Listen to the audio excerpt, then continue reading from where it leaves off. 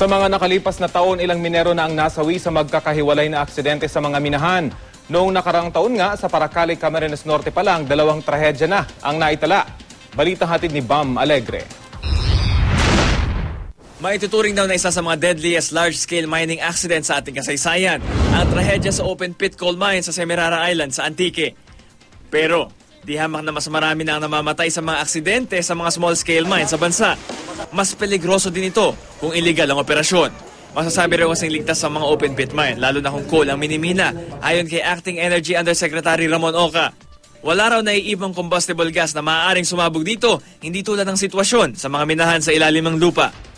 Especially the open pit mines in general are a lot safer than underground coal mines because underground coal mining for coal is really one of the most dangerous mining areas because of the presence of explosive gases like methane. It's open pit, so if there are gases, it's usually just diluted in the air. Sa datos na nakalat ng GMA News Research, marami na ang nasawi sa mga small-scale mining tragedy. Noong May 2009, 24 na minero ng ginto ang nasawi sa barangay Napnapan, Pantukan, Compostela Valley. Nabaon sila ng buhay matapos matabunan ng landslide ang kanilang tinutuluyan nasa ibaba ng bundok. Makalipas ang 2 taon, isa na namang trahedya ang naganap sa nasabing bayan. Di bababa sa 14 na minero ang namatay sa sitio Panganason sa barangay Kingking. Illegal mine site ang kanilang pinagmiminahan at itinuturing pa itong dangerous area ng Mines and Geosciences Bureau.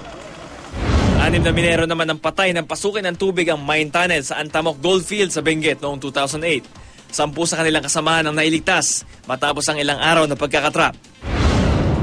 Noong 2011, isang bahagi ng illegal na minahan sa Tampakan, South Cotabato ang bumigay dahil sa matinding ulan. 4 ang nasawi habang 2 ang nakaligtas.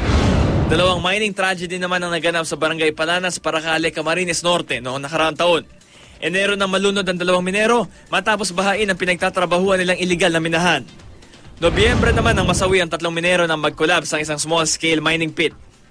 Wala mang namatay na minero, itinuturing naman ng Mines and Geosciences Bureau na biggest mining disaster ang Felix Mine spill sa Itogon, Benguet noong nakaraang taon. Lampas 20 milyong metriko tonelada na nakakalasong mine tailings ang tumagas mula sa minahan na napunta sa mga ilog malapit dito.